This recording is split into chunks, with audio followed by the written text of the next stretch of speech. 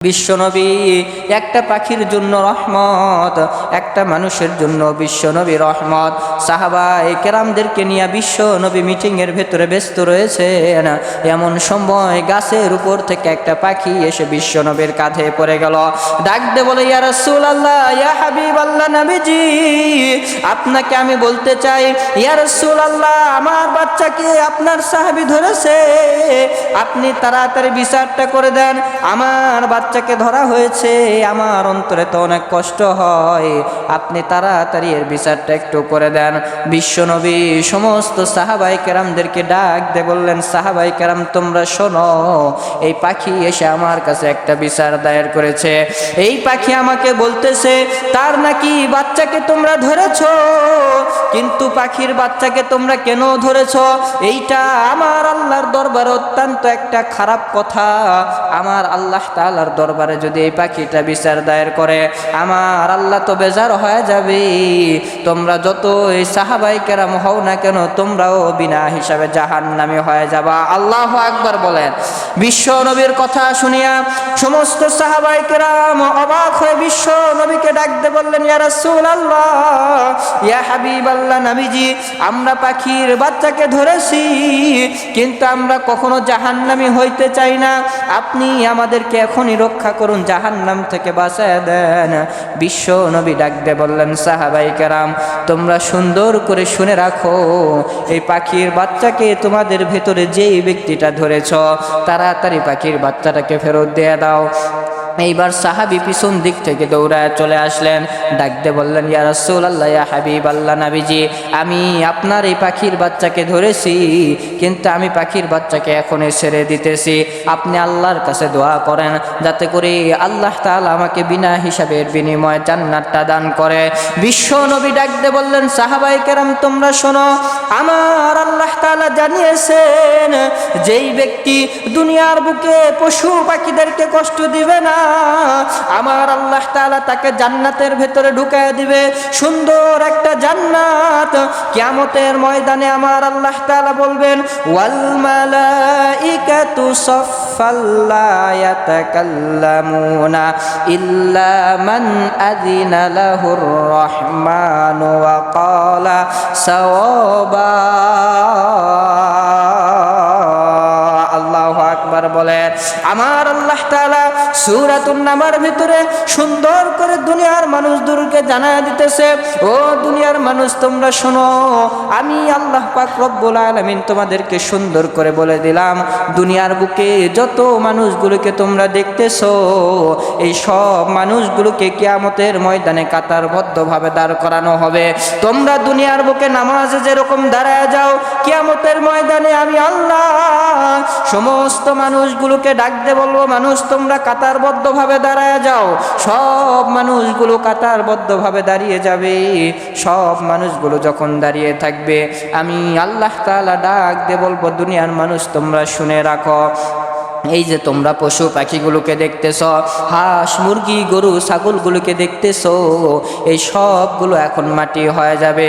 যখন আমার আল্লাহ তাআলা হুকুম দেয়া দিবে, এই হাঁস মুরগি গরু ছাগল সবগুলো তোমরা মাটি হয়ে যাও, সবগুলো মাটি হয়ে যাবে।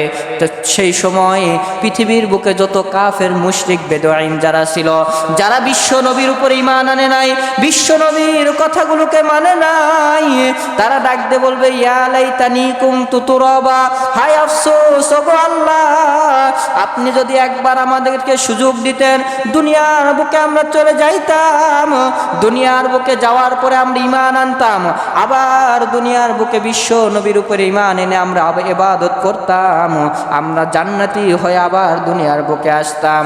আমার আল্লাহ তাআলা ডাক দিয়ে বলে, কাফের মুশরিক তোমরা শুনে রাখো, দুনিয়াতে নবী আমার তোমাদের সামনে কালেমার দাওয়াত যখন তোমাদের সামনে নিয়ে গিয়েছে, বিশ্ব নবীকে তোমরা আঘাত করেছ, বিশ্ব নবী নবীকে মারধর করেছো, বিশ্ব নবীকে মক্কা থেকে তাড়া দিয়েছো, মদিনা থেকে বিশ্ব নবীকে তাড়া দিয়েছো। বিশ্ব নবী যখন মক্কা থেকে তাড়িয়ে দেওয়া হয়, বিশ্ব নবী মক্কার দেওয়ালটা ধরলেন, মক্কাকে ডাক দিয়ে বললেন, মক্কা এ বাইতুল্লাহ তুমি শুনে রাখো, যেই মক্কাবাসীর জন্য আমি নবী আল্লাহর কাছে দোয়া করতাম, আল্লাহ মক্কাবাসীর উপরে আপনি রহমত নাজিল করুন, বরকত নাজিল করুন, কিন্তু এই মক্কাবাসী আমাকে চিনলো না, আমাকে বুঝলো না, মক্কা থেকে তাড়ায় দিল। ও বাইতুল্লাহ তুমি সাক্ষী রাখো, রোজ কিয়ামতের ময়দানে তুমি বাইতুল্লাহ আমার আল্লাহর কাছে সাক্ষী দিবা। আল্লাহু আকবার বলেন। বাইতুল্লাহকে বিশ্ব নবী সাক্ষী করলেন। সাক্ষী করার পরে বিশ্ব নবী মক্কা থেকে চলে গেলেন। মক্কাবাসীরা সবাই তাকিয়ে থাকলো, বিশ্ব নবীকে কেউ আটকালো না। বিশ্ব নবী মদিনায় চলে গেলেন। মদিনাবাসীরা ফুলের তোড়া নিয়ে দাঁড়িয়েছিল। জোরে বলেন কি ছিল? ফুলের তোড়া নিয়ে মদিনাবাসীরা দাঁড়িয়েছিল। সবাই বলতেছে আমাদের বিশ্ব নবী মদিনার ভেতরে আসবে। মদিনাবাসীরা বিশ্ব নবীকে ফুলের তোড়া দিয়ে সুন্দর করে সাজিয়ে গুছিয়ে বিশ্ব নবীকে বরণ করে নিলেন। বিশ্ব নবী মদিনায় চলে গেলেন। যাওয়ার পরে আবার মদিনায় দাওয়াত শুরু করে দিলেন। এই কিয়ামতের ময়দানে কাফেররা তখন আমার আল্লাহর কাছে আফসোস করা শুরু করে দিবে। হায় আফসোস, আমরা যদি বুঝতাম, আমরা যদি জানতাম, আল্লাহ আমরা সেদিন তো নবীকে মক্কা থেকে তাড়ায় দিতাম না, নবীকে কাবা শরীফ থেকে তাড়ায় দিতাম না। আমাদের ভুল হয়ে গেছে, আল্লাহ আপনি আমাদেরকে ক্ষমা করে দেন। আমার আল্লাহ ডাক দে বলবে, কাফের তোমরা শুনে নাও, আজকে তোমাদের কোনো ক্ষমা নাই, কোনো ক্ষমা নাই। তোমরা বিনা হিসাবে ওই বিশাল জাহান নামের ভেতরে চলে যাও। আল্লাহু আকবার বলেন। বিশ্ব নবীকে যারা আঘাত করেছে, বিশ্ব নবীকে যারা মারধর করেছে, দুনিয়ার বুকে যারা জালেমগিরি করেছে, এই জালেমদেরকে আমার আল্লাহ ডাকতে বলে, জালেম দুনিয়াতে বিশ্ব নবীকে তোমরা আঘাত করেছো, বিশ্ব নবীকে মারধর করেছো, বিশ্ব নবীকে কষ্ট দিয়েছো, অতএব দুনিয়ার বুকে তোমাদের শাস্তি দেওয়া হবে না। অন্ধকার কবরের ভেতরে আসার পরে তোমাদেরকে এমন ভয়ঙ্কর শাস্তির ভেতরে ফালানো হবে যে শাস্তি তোমরা কখনো কল্পনাও করতে পারবা না। আল্লাহু আকবার বলেন। আল্লাহ তাআলার শাস্তি এমন ভয়ঙ্কর শাস্তি হবে, যখন কাফেরদেরকে শাস্তির ভেতরে ফালানো হবে, কাফেররা ডাকতে বলবে, ইয়া লাইতানি কুনতু তুরাবা, আল্লাহ আপনি আমাদেরকে ক্ষমা করে দেন। হায় আফসোস, যদি আমরা জানতাম সেই বিশ্ব নবীর উপরে ঈমান আনতাম। কিন্তু আপনার দুনিয়াতে এটা ঈমান আনার জন্য আপনাকে আল্লাহ তাআলা সুযোগ দিয়েছে, ইবাদত করার সুযোগ দিয়েছে। মৃত্যুর পরে দ্বিতীয়বার আর কোনো সুযোগ থাকবে? বিশ্ব নবী মদিনার রাস্তা দিয়ে হেঁটে হেঁটে